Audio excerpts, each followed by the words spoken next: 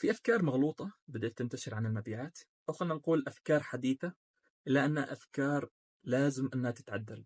في كثير للأسف من رجال المبيعات والأشخاص اللي شغالين مجال المبيعات بدأوا يتبنوا هذه الأفكار ويعتقدوا أنها أفكار صحيحة. البيع هو عبارة عن تبادل منفعة بينك أنت والمشتري، وهذا تقريبا الكل يعرف بهذا التعريف لأنه تعلمناه بهذا الشكل. وعلى الأغلب البيع هو نفسه البيع، عبارة عن تبادل منفعة لا أكثر ولا أقل. فموضوع الأفلام أو خلنا نقول مندوبي أو رجال المبيعات اللي ظهروا على الإنترنت واللي يقول لك كيف تستخدم استراتيجية البيع هذه وإنك تلتوي على العميل وكلام. أدري أنه في تقنيات للبيع وأنه لازم أنه تكون عندك أساليب في الحوار مع العميل وكذا، لكن عمر البيع ما كان احتيال أو التواء على طلبات العميل. صراحة أنا أرى أن الشخص الذي يعمل هذه الأشياء على الأغلب بيفقد ثقة العميل إلى الأبد، وعمر العميل هذا ما راح يشتري منه إذا حس إنه يبيع له حاجة هو أولا ما بيحتاجهاش أو ما بيحتاجها بشكل كامل. أذكر لك أنا في إحدى المرات حدثت معي قصة. كنت أشتغل كمدير مبيعات وتسويق في إحدى الشركات، وكان عندنا ثلاث باقات خلنا نقول مختلفة. باقة يطلع سعرها على $150، وأغلى باقة يطلع سعرها تقريبا حدود $1000.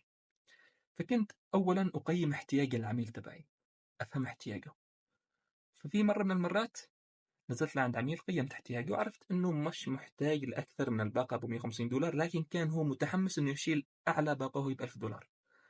انا طبعا ناقشت له شوف، اذا انت تشتري هذه فعادي، لكن انا انصحك انك تشيل هذه لانها مناسبه لاحتياجك على الاقل في البدايه. استغرب وكذا كانه يقول ايش اللي صاير، متعود اي شخص يجي يحاول يشتري اعلى حاجه ما عاد فيه بعدها خلاف. نقطة لا شوف، أنا ما ببيعكش بقدر ما إني أعطيك اللي تحتاجه، وبالأخير فعلا أنا ببيع لك. لكن إذا بعت لك وما كسبتش ثقتك ممكن صح تتعامل معي هذه المرة، لكن مرة ثانية استحال إنك تتعامل معي.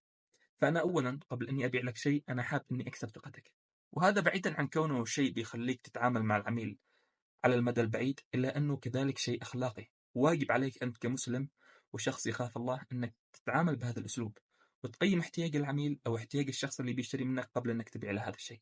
حبيت أتكلم عن هذه النقطة لأنه صراحة ظهر عندنا بسبب الإنترنت ناس يتكلموا عن البيع وكيف أنك تبيع وكيف أنك تعمل عمليات التوائية وعلم نفس البيع.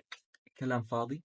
أدري أنه في تقنيات للبيع وقد كلمتك أنه في أساليب كيف أنك تناقش العميل، كيف تطرح أسئلة، كيف أنك ما تغلقش الحوار بينك أنت والعميل. أكيد لازم أنك تكون فنان في المبيعات، لكن أبدا مش لازم أنك تكون شخص يلتوي ويحتال على العميل. بإذن الله أن تكون نصيحتي وصلت للأشخاص المحتاجين لها، وإذا حاب أني توصلك مزيد من هذه النصائح سجل إعجابك بصفة الأحمد وتابع حساباتنا. وإذا عندك أي سؤال أو استفسار اكتبوا لي تحت التعليقات وبإذن الله برد عليك.